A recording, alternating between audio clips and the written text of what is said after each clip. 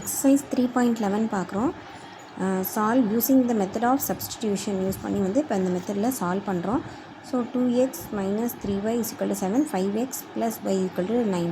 So இதில் வந்து substitution method அப்படின்னா என்னென்னா, இப்போ 2x minus 3y equal to 7 இருக்கு இல்லையா, இதை வந்து 3y is equal to 7 minus 2x அப்படின்னு எழுதிக்கணும். y equal toன்ற ஃபார்மில் எழுதிக்கணும். அப்படி இல்லைனா இதில் y is equal to 9 minus 5xன்னு எழுதிக்கணும். இந்த ஒய்க்கு ஒரு வேல்யூ கிடச்சிருக்கு இல்லையா, அதை இன்னொரு ஈக்குவேஷனில் போய் சப்ஸ்டியூட் பண்ணி அப்போனா நமக்கு எக்ஸ் மட்டும் இருக்கும், அதுலேருந்து வேல்யூ கண்டுபிடிக்கிறது தான். ஸோ அடுத்து செகண்ட் சப்ஸ்டியூஷன் பார்த்தோன்னா 1.5x ப்ளஸ் 0.1 எல்லாமே பாயிண்டில் இருக்கு இல்லையா. ஸோ அதனால் என்ன பண்ணுறோன்னா, ரெண்டு சைடும் ஈக்குவேஷனில் ரெண்டு சைடும் வந்து 10ஆல் மல்டிப்ளை பண்ணிக்கிறோம். இந்த சைடும் ஃபுல்லாக மல்டிப்ளை பண்ணிக்கிறோம். திரும்ப இதையும் மல்டிப்ளை பண்ணிட்டோம்னா 62 அப்படின்னு வந்துடும். அதே மாதிரி தான் ரெண்டாவது ஈக்குவேஷனையும் ரெண்டு சைடும் வந்து 10ஆல் மல்டிப்ளை பண்ணிவிட்டு ஆல்ரெடி சொன்ன மெத்தட்லேயே நம்ம y ஈக்குவல் டுன்னு கொண்டு வந்து சால்வ் பண்ணுறோம். அடுத்து 10% of x plus 20% of y is equal to 24. So இதை வந்து அப்படி கேன்சல் பண்ணோம்னா இங்கே வந்து x/10 அடுத்து 2y/10 இஸ் ஈக்குவல் டு 24 அப்படின்னு சொல்லிட்டு வரும்.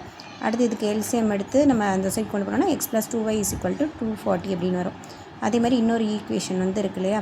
ஸோ இது ரெண்டுலேயும் என்ன பண்ணலாம், ஏதாவது ஒரு ஈக்குவேஷனை வந்து x ஈக்குவல் டு 240 - 2y அப்படின்னு வச்சுட்டு அதை கூட இதில் சப்ஸ்டியூட் பண்ணிவிட்டு நம்ம வந்து வேல்யூ கண்டுபிடிக்கலாம். ரூட்டாக இருக்குது அப்படின்னு சொல்லிட்டு இது கஷ்டமான சம்லாம் இல்லை, இதுவும் ஈஸி தான். √2x - √3y is equal to 1, √3x - √8y is equal to 0 அப்படின்னு சொல்லிட்டு இருக்குது. இதுலேயும் என்ன நம்ம பண்ண போகிறோம்னா வந்து எக்ஸோட வேல்யூ இதில் வந்து கண்டுபிடிக்க போகிறோம்னு வச்சுக்கோங்களேன். இப்போ வந்துட்டு √2x is equal to √3y 1 + √3y அப்படின்னு சொல்லிட்டு வரும்.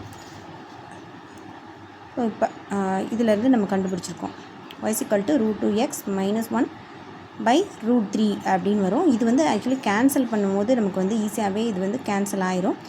ஸோ இது வந்து ஈஸியாகவே பண்ணிடலாம். அடுத்து Raman's ages 3 times the sum of the ages of his sons. After 5 years his age will be twice the sum of the ages of his sons. Find the age of Raman. இதில் வந்து அந்த sons age தனித்தனியாக கேட்கவே இல்லை.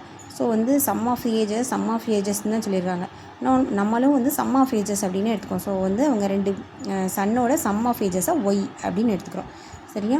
So ராமனோட ஏஜை எக்ஸ்ன்னு எடுத்துக்கிறோம். So x is equal to 3 × y. Okay, sum of ஏஜஸை விட 3 times. ஸோ ராமா ஏஜ் வந்து சன் ஆஃப் ஏஜை விட 3 times. அடுத்து 5 வருஷம் கழிச்சு ராமனோட ஏஜ் என்னவாக இருக்கும், x + 5 இருக்கும். Sum of his sons age என்ன இருக்கும், y + 5 அப்படின்னு சொல்லக்கூடாது. ஏன்னா வந்து என்ன ஆயிருக்கும் அப்படின்னா, அவங்களுக்கு 2 பையன் இருக்கான் இல்லையா.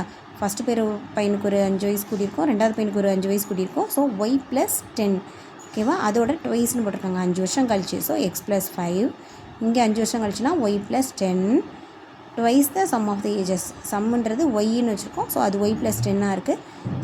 ட்வைஸ் அப்படின்னா 2 × y + 10, ஓகேவா. இப்போது 2 ஈக்குவேஷன் கிடச்சிருக்கு. நம்ம ஆல்ரெடி பண்ண மாதிரி x = 3y கூட 3y வந்து இதில் சப்ஸ்டியூட் பண்ணிவிட்டு நம்ம 2 வேல்யூ வந்து கண்டுபிடிச்சிடலாம். The middle digit of a number between 100 and 1000 is 0. The middle digit of a number between hundreds and thousands is 0 and the sum of the other digit is 13. If the digits are reversed, the number so formed exceeds the original number by 495. Find the number. The middle digit of a number between 100 and 1000 is 0.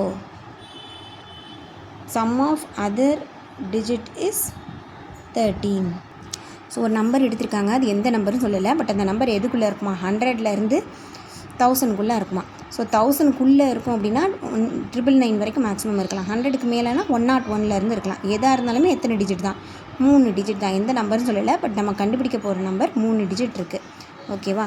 அந்த டிஜிட்டில் middle digit 3 டிஜிட்டில் middle digit 0, ஓகேவா. First digit அப்போ எக்ஸாக இருக்கலாம், என்னவானாலும் இருக்கலாம். Last digit ஒய்யாக இருக்கலாம்.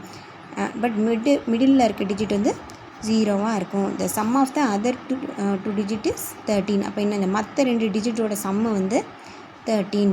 அப்போ எது வந்து 13, x + y அப்படின்றது வந்து 13. இது வந்து வேல்யூஸ் பார்க்கும்போது x + y அப்படின்னு டேரெக்டாக போட முடியாது, நம்ம அதை அடுத்து பார்க்கலாம். If the digits R reversed, ஏன்னா இந்த பாயிண்ட்டை தான் நம்ம நோட் பண்ணணும். டிஜிட்ஸ் வந்து ரிவர்ஸ் பண்ணுறாங்க அப்படின்னா the numbers of form exceeds the original, அதாவது புதுசாக ஃபார்ம் ஆகிற நம்பர் ஒரிஜினல் நம்பரோட 495 அதிகமாக இருக்கும் அப்படின்னு சொல்லியிருக்காங்க. அப்போ நம்பர் என்னன்னு சொல்லியிருக்கோம், எக்ஸு 0 ஒய், மிடில் நம்பரை 0ன்னு எடுத்துக்கிட்டோம். சரியா, அந்த நம்பர் என்னவாக இருக்கும் அப்படின்னா 100x, ஏன்னா இது வந்து ஒன்ஸு, இது வந்து டென்ஸு, இது வந்து ஹண்ட்ரட்ஸு. ஸோ 100x ப்ளஸ் 0, 10ல் வந்து 0 தான், ஸோ 10 × 0 ப்ளஸ் ஒன்ஸில் வந்து ஒய், இதுதான் வந்து நம்பர். ஓகேவா. அடுத்து sum of the digit is 13 அப்படின்னு போட்டிருக்காங்க. அப்போ வந்து 100x ப்ளஸ் ஒய் = 13. இப்போ அதை வந்து என்ன பண்ணுறோம், ரிவர்ஸ் பண்ணுறோம். ஸோ வந்து ஒய் இருக்க எக்ஸ் இருக்க இடத்துல ஒய் வந்துடும், ஒய் இருக்க இடத்துல எக்ஸ் வந்துடும். ஸோ 100y ப்ளஸ் எக்ஸுன்னு செகண்ட் ஈக்குவேஷன் வரும். ஸோ இப்படி வரும்போது என்ன ஆகும் அப்படின்னா வந்து ஒரிஜினல் நம்பரில் இருந்து 495 வந்து ட்ராப் ஆகிடும், எக்ஸீட் ஆகும். ஸோ